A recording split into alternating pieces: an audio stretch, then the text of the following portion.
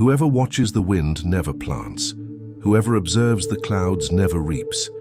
This ancient truth from Ecclesiastes 11:4 doesn't talk about weather.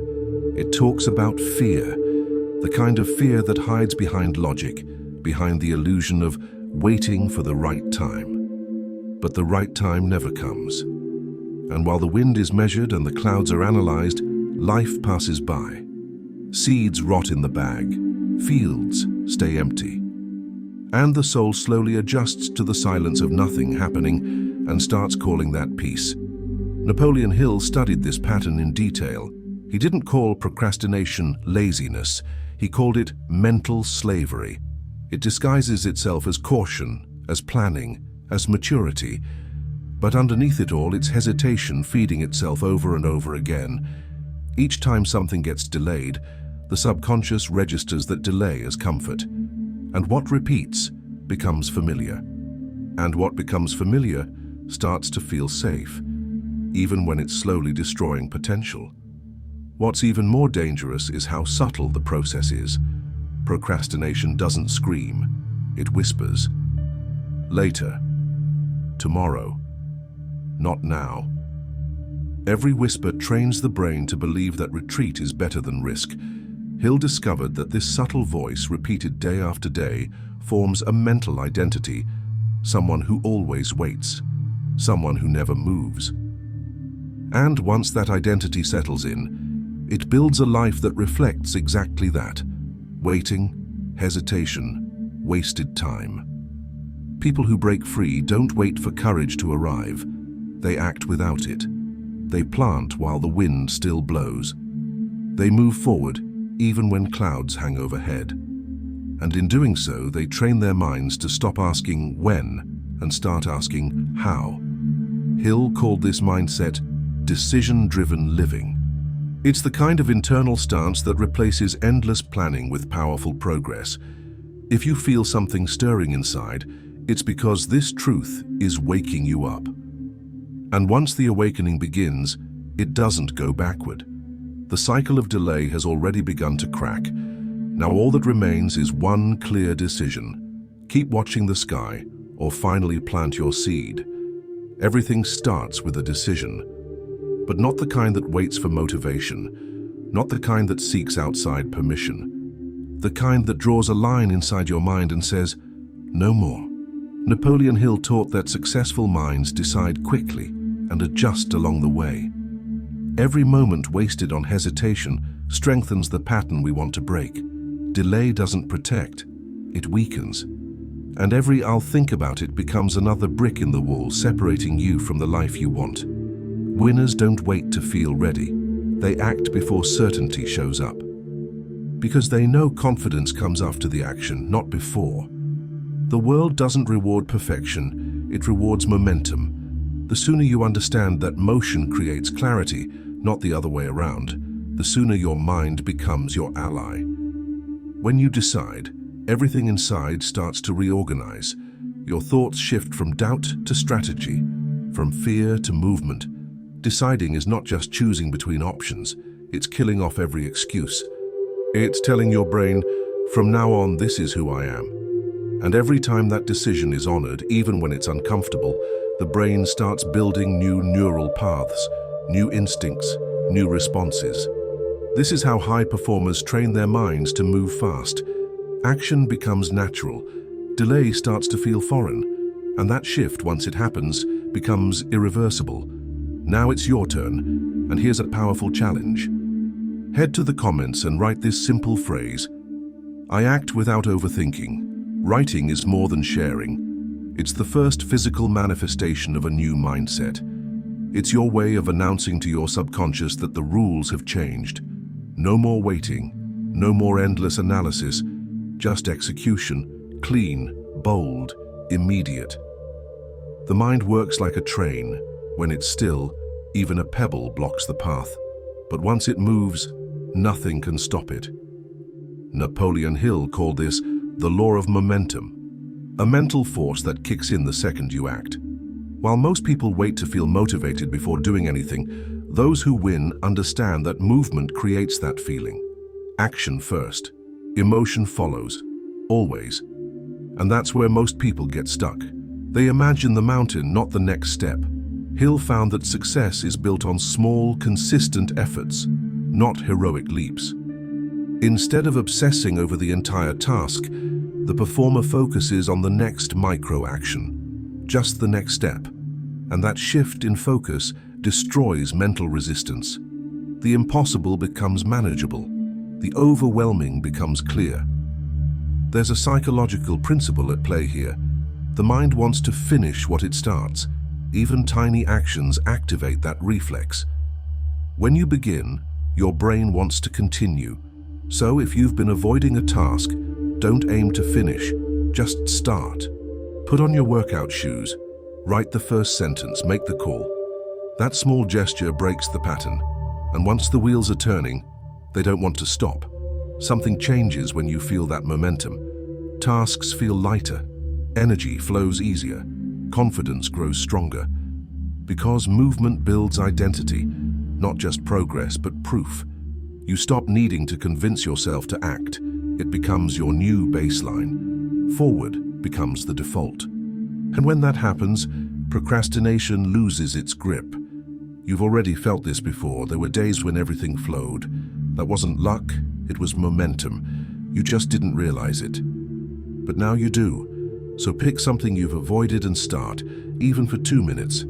That's all it takes to shift your state and reclaim your rhythm. The rest will take care of itself.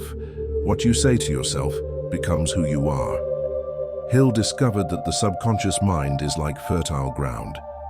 Whatever you plant with emotion will take root, whether helpful or harmful. If you constantly repeat, "I'm not focused, I'm tired, I'm behind," then your brain builds a self-image that confirms that, not because it's true, but because it's repeated. The mind doesn't filter, it absorbs. Successful people don't wait to feel positive before speaking power into themselves. They speak it until they feel it. Hill studied leaders who repeated empowering phrases like commands, not passively, with intention, with clarity, with fire. This wasn't superstition, it was brain training. Repetition with emotion wires new neural patterns, and those patterns become behavior, and behavior becomes identity. If you want to destroy procrastination, start by shaping your identity. Begin saying every day, "I finish what I start," or "I act with focus and energy." Speak it aloud when you wake up. Say it before key moments. These are not empty words. They are instructions for your subconscious. Every phrase builds a new mental track.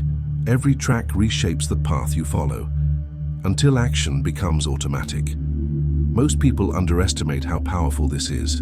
They try to change through motivation alone and fail. Because motivation is fragile, identity is stronger. Change what you say and you'll change what you do. Don't wait to believe it. Say it until your brain believes it for you. That's how transformation becomes permanent. That's how you replace hesitation with habit. You've been repeating things to yourself for years. Stories that hold you back. Stories you didn't choose. But now, you're the author. So write something new. Speak something new. And let that new story create a new life. Repetition built your old reality. Now repetition will build your next one. Napoleon Hill found that top performers share a rare trait. They leave no way back. No escape routes, no safety nets, just forward. He called this burning the ships, a concept borrowed from ancient generals who, after crossing into enemy land, destroyed their own boats. The message was clear. There's no retreat. And with that, the mind focuses completely on victory. Without fallback, the mind finds force. Most people fail because they keep options open. They leave a little space to run. They say things like, "I'll try, I'll do it later. If it doesn't work, I'll stop." These aren't soft words. They're exit doors. And the mind remembers. As long as the door remains, hesitation stays. Burning the ships means removing the option to delay. It's not about being reckless. It's about commitment, deeper than fear. Edison spent his last dollar on experiments. Ford ignored every critic and moved forward anyway. Their backs were against the wall, and that made them powerful.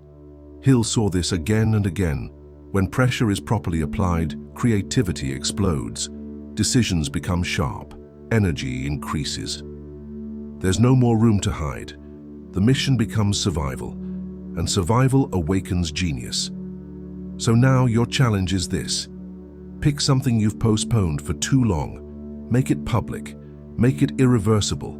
Remove your escape hatch. Post it. Pay for it. Declare it. Just don't leave a way out, because once your brain knows you're all in, it gives you everything it has. And that version of you, that's the one who changes everything. Hill said that enthusiasm is fuel for the long road, but it doesn't arrive by chance. It's cultivated, not through waiting, but through movement. Energy follows direction. Action creates emotion. And those who keep going, even when they feel nothing, discover that momentum itself awakens fire. You don't wait for the spark. You strike until it lights. The biggest mistake people make is assuming enthusiasm leads to action. But the opposite is true. Action generates the feeling. Inaction drains it, and the more you delay, the heavier the work becomes. Hill called this emotional surrender, where the lack of action feeds a loop of guilt, and that guilt leads to more delay. The only way out is through motion. Even the smallest step breaks the cycle. There's a trick to staying in motion: rewards. The brain craves closure and recognition. When you finish a task and celebrate, even briefly, your mind connects action with pleasure. This is how new behavior sticks. You start to crave progress, not because of discipline, but because of reward. Each completed action becomes fuel for the next, and slowly, action becomes something you look forward to. This isn't fake positivity, it's strategy. Your emotional state responds to focus. Focus on guilt, and you get shame. Focus on progress, and you get momentum. Your choice creates your mood. Hill taught that anyone can enter this feedback loop of energy. You just need to act until the emotion catches up. And once it does, everything flows. Close your eyes. Picture a life with no hesitation, a mind that's clear, a day that starts with energy. You finish what you begin, you follow through, you rest with peace. That vision is available, not someday, but now. All it needs is action. Water it with repetition, and let that vision grow until it becomes your new reality. Hill taught that success belongs to those who build their identity around execution. Beating procrastination once isn't enough. You need to delete it from your operating system. Lasting transformation is built on consistency. Every action taken, even when it feels small, sends a message. This is who I am now. And when that message repeats, it reshapes how your brain responds to life. Every behavior practiced becomes automatic. Think about brushing your teeth. It doesn't require motivation. It's part of who you are. Now imagine that same mindset applied to work, to goals, to discipline. That's what Hill envisioned, a life where productive action feels natural, not forced, not exhausting, just normal. The brain accepts what it sees enough times, so repeat it until there's no more resistance. This is where the 30-day system comes in. Hill recommended choosing one target and committing to action daily. No gaps, no breaks. Even 5 minutes counts. The purpose isn't volume, it's consistency. You're training your subconscious to expect progress. And once that expectation sets in, everything changes. Action becomes instinct. Delay feels wrong. The old version of you begins to fade. So choose your target now. Decide that this is the path. Eliminate distractions. Revisit your affirmations. Protect your momentum. This isn't just behavior, this is rebirth. Procrastination isn't just gone, it becomes irrelevant. You don't have to force anything. You simply act because that's who you are now. You've awakened a new code within. In the next video, you'll learn how to master emotions, decode mental blocks, and align with abundance on every level. This is your turning point. Don't look back.